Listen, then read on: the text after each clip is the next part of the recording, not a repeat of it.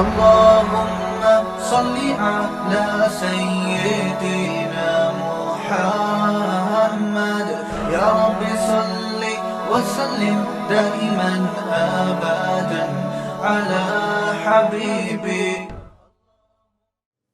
سب سے پہلے اللہ کیا کہتا ہے مسلمان اپنے مسلم ہونا ثابت کرنے کے لیے کہ میرا اللہ سے ریلیشن ہے؟ اللہ نے کہا کہ 5 ٹائم نماز پڑھنی پڑے گی. اور یہ 5 ٹائم نماز کیوں رکھی ہے پتہ ہے آپ کو؟ کیونکہ وقت میں بہت بڑی تبدیلی ہوتی ہے. اللہ کہتے ہیں جب بھی اس کائنات میں بڑی تبدیلی ہوگی تو سب سے پہلے میرے سامنے سجدہ کرو گے, اس کے بعد اپنے کاموں میں لگو گے. تبھی تو قرآن کہتا ہے اقیم الصلاۃ لدلوک الشمس الی غسق اللیل, نمازوں کو قائم کرو دلوک شمس سورج ڈھلکنے کے وقت, الی غسق اللیل اور راتوں کے اندھیروں میں. تو غسق اللیل میں 2 نمازیں آ گئیں, مغرب اور عشاء, یہ دونوں رات کی نمازیں ہیں. لیکن ان دونوں کے اوقات میں بڑا فرق ہوتا ہے. مغرب میں فل اندھیرا نہیں ہوتا لیکن روشنی بھی نہیں ہوتی, بہت زیادہ وقت میں تغیر ہو جاتا ہے. اور غسق جو ہے لیل جب انتہائی درجے کی ہوتی ہے تو وہ عشاء کا وقت جب بالکل کیا ہو جاتا ہے اندھیرا. آگے اللہ کہتے ہیں وقرآن الفجری, اور پھر فجر کا وقت بالکل ڈفرینٹ ٹائم ہوتا ہے. مغرب کا وقت باقی اوقات سے بالکل مختلف ہے. سورج ڈھل گیا, غروب ہو گیا, لیکن ابھی روشنی ہے, اندھیرا شروع نہیں ہوا. پھر گھپ اندھیرا ہو گیا. یہ کیا ہے؟ یہ بڑا تغیر ہو رہا ہے زمین کے اندر. تغیر سمجھتے ہو؟ تبدیلی, چینجنگ, آسان لفظ استعمال کرنا چاہیے مجھے بھی. بڑی چینجنگ آ رہی ہے ٹائمنگ میں, اور اس سے انسان کے جذبات میں اور احساسات میں بڑا فرق پڑتا ہے. ظہر کا تو فجر کا وقت بالکل ڈفرینٹ ہے, ابھی دن طلوع ہونے والا ہے. پھر سورج ہوتے ہوتے جب ڈھلکتا ہے نا, بالکل بلندی پہ پہنچ کے تیز تپتی ہوئی دھوپ ہوتی ہے جس کو اللہ دلوک شمس کہہ رہے ہیں. دلوک کہتے ہیں ڈھلکنا. تو سورج کا جو ڈھلکنا ہے نا, بلندی پہ جا کے لڑکنا نیچے, اس کو کیا کہتے ہیں؟ اس میں اللہ نے 2 نمازوں کا ذکر کر دیا, ظہر اور عصر.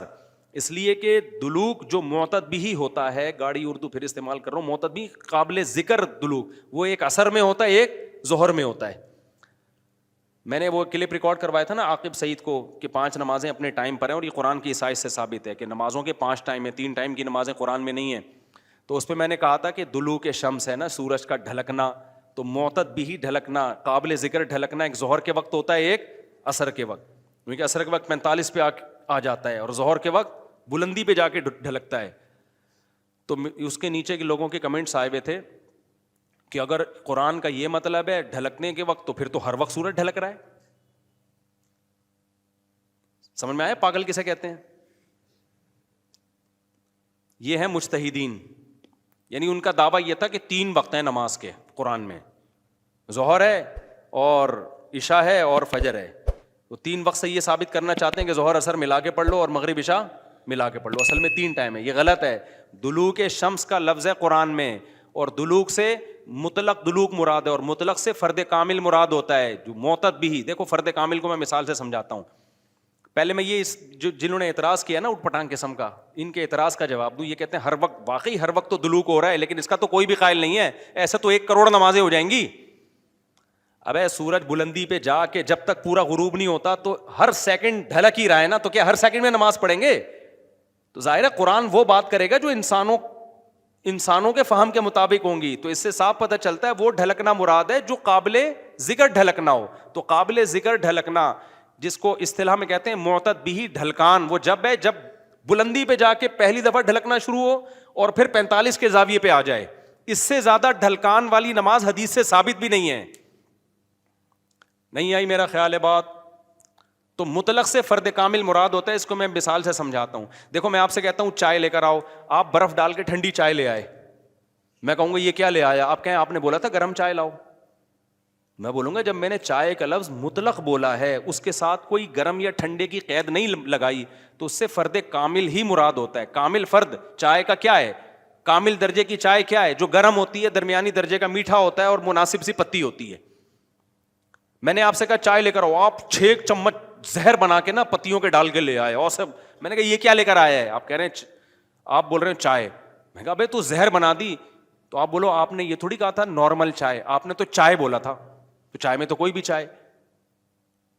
سمجھ میں آ رہی ہے بات کہ نہیں آ رہی؟ یہ چیزیں اصول فقہ میں پڑھی جاتی ہیں جو آج کل کے اسکالرز نے نہیں پڑھی, تبھی قرآن و حدیث کا مطلب بھی ان کو سمجھ میں نہیں آتا. تو المطلق اذا اطلق یراد به الفرد الکامل, یہ اصول فقہ کا مسئلہ ہے اور لغت کا بھی مسئلہ ہے. یہ قاعدہ ہے, ضابطہ ہے کہ جب بھی کوئی لفظ علی الاطلاق بغیر کسی قید کے بولا جائے گا تو فرد کامل مراد ہوتا. اکمل نہیں, اکمل کا مطلب بہت اوپر کی زعفران والی چائے, نہ, فرد کامل جو ناقص نہ ہو.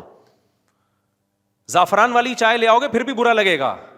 آپ بولو گے بھائی مفتی صاحب آپ نے چائے بولا تھا اور کہا تھا کہ فرد کامل مراد ہوتا ہے, تو میں اس میں زعفران ڈال کے لے آیا. اب میں پتہ نہیں زعفران پیوں نہیں پیوں یار, تو کیا کر کے لے آیا, میں تو کامل نہیں, میں تو اکمل. تو میں بولوں گا قاعدہ یہ ہے کہ مطلق جب بولا جاتا ہے تو نارمل جو کامل ناقص نہ ہو, اکمل مراد نہیں ہوتا اس سے.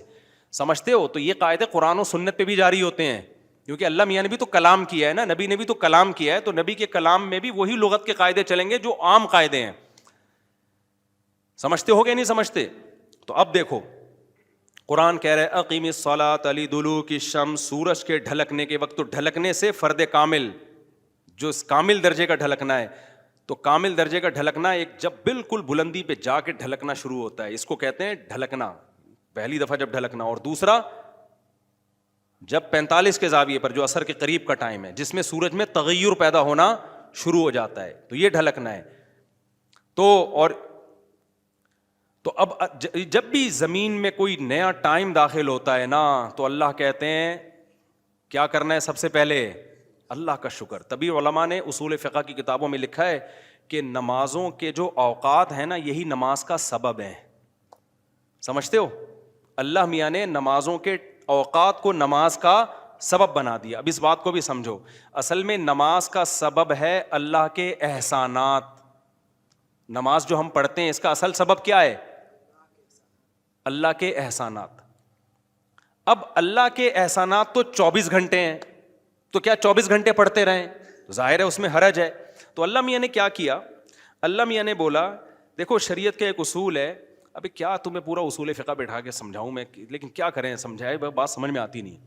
دیکھو شریعت کا اور کامن سینس کا بھی ایک اصول ہے کہ جب کسی, پہلے میں مشکل اردو میں سمجھاتا ہوں پھر ایکسپلین کروں گا. جب کسی حکم کا مدار کسی حقیقی سبب پہ رکھنا ممکن نہیں ہوتا نا, تو سبب ظاہر پر حکم کا مدار رکھا جاتا ہے. مشکل ہے مجھے پتا ہے, آسان کر کے سمجھا رہا ہوں. دیکھو ہم جو سفر میں 2 رکعتیں پڑھتے ہیں, اس کی اصل وجہ ہے مشقت. کیوں ہم 2 رکعتیں پڑھتے ہیں؟ بھائی ٹینشن ہے سفر میں. اللہ نے نماز کیا کر دی کہ بھائی سفر میں آدمی ایسے راحت میں نہیں ہوتا جیسے گھر میں ہوتا ہے نا. تو اللہ میاں نے کیا حکم دیا کہ بھائی کتنی پڑھنی ہے؟ 2 پڑھنی ہے.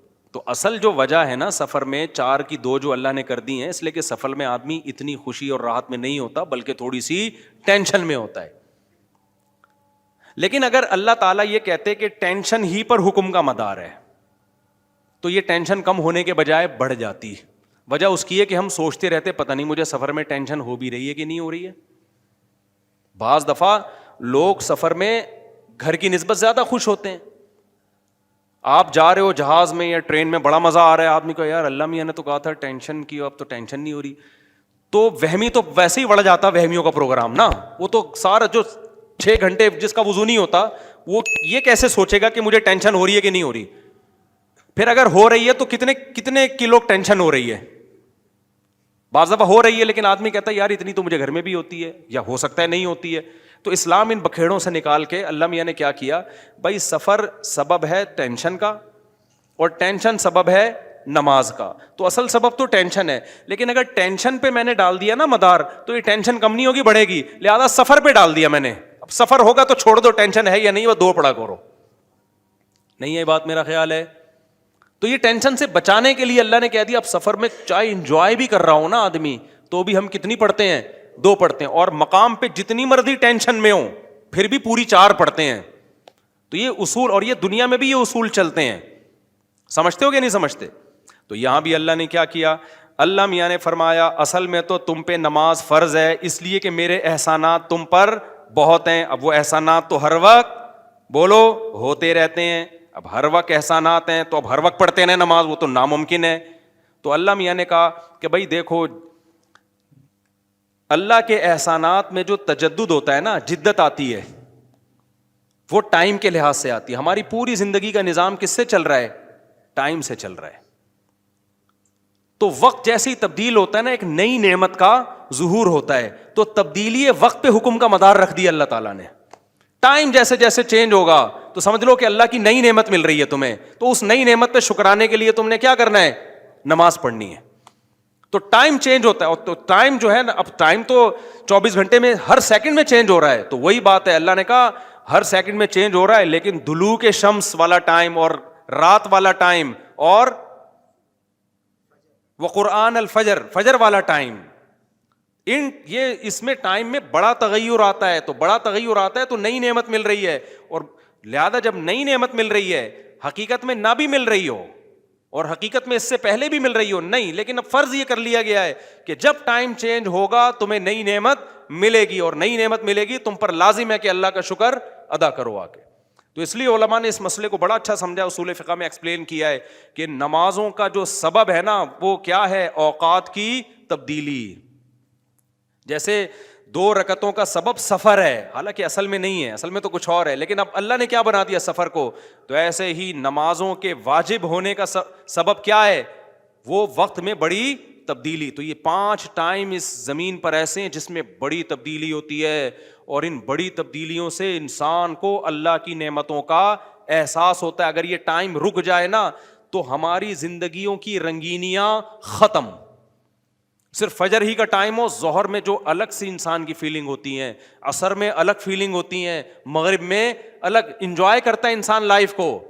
نہ ہر وقت اسے مغرب کا ٹائم چاہیے, اسے عشاء بھی چاہیے, لیکن ہر وقت عشاء نہیں چاہیے. اسے فجر کی بہاریں بھی چاہیے, لیکن ہر وقت فجر کی بہاریں نہیں چاہیے. اسے دوپہر کی چلچلاتی دھوپ بھی چاہیے, ہر وقت نہیں چاہیے. شام کی ٹھنڈی چھاؤں بھی چاہیے جو عصر کے ٹائم ہوتی ہے. اور کیسے سمجھائیں میرے بھائی, میرے پاس اس کے علاوہ تبھی تو 5 نمازیں, تو 2 نمازیں اکٹھی بکٹھی نہیں ہوتی, سمجھ رہے ہو, کیونکہ اوقات 5 ٹائم چینج ہوتے ہیں اور بڑی تبدیلی آتی ہے. تو 3 ٹائم کیوں پڑھ رہے ہو بھائی تم نماز؟ باقی قرآن و حدیث کے حوالے کیا ہیں وہ میں انشاءاللہ بھی ریئیکشن ریکارڈ کرواؤں گا, اس پہ وہ آ جائیں گے. تو میرے بھائی, تو یہ اسلام ہے جو ہمیں کہتا ہے کہ جب وقت میں بڑی تبدیلی ہوگی تو تمہیں اللہ کی نعمت کو واقعی ہوتا بھی ہے. آپ رات کو سو جاؤ ٹائم پہ, صبح صادق کا وقت جب ہوتا ہے نا, نیند پوری ہوتی ہے, خدا کی قسم دل میں ذرا سی بھی اللہ کی محبت کا جذبہ ہونا تو انسان کے دل میں اللہ کی محبت کی چنگاریاں پیدا ہوتی ہیں صبح کے ٹائم کو دیکھ کے, کہ میرے رب نے مجھے رات کو سلا دیا اور بالآخر اب سورج دوبارہ سے نکل کے اپنی ذمہ داری پوری کرنے والا ہے. دل چاہتا ہے اللہ کو راضی کروں, اٹھوں, میں اللہ کے سامنے جاؤں. ہم تو پوستیوں کی طرح, میجورٹی تو سو رہی ہوتی ہے نا, اٹھتی 12 بجے ہے کم وقت, اس کو کیا پتا وہ صبح اور وہ چھاؤں ستاروں کی اور وہ نور. شاعر نے کہا تھا, اگلا مصرع بھول گیا کیونکہ نبی میں رٹا لگا کے یاد کیا تھا 9th کلاس میں اردو ادب میں. وہ صبح اور وہ چھاؤں ستاروں کی اور وہ نور, دیکھے تو غش کرے ارینی گوئے اوجے تور. واہ واہ, اب یاد آ گیا. آپ کو سمجھ میں نہیں آیا ہوگا کیونکہ اردو برباد ہو رہی ہے. شاعر نے کہا ہے ارینی, موسیٰ علیہ السلام نے کوہ طور میں کہا تھا نا ارینی, اے اللہ مجھے اپنا جلوہ دکھا.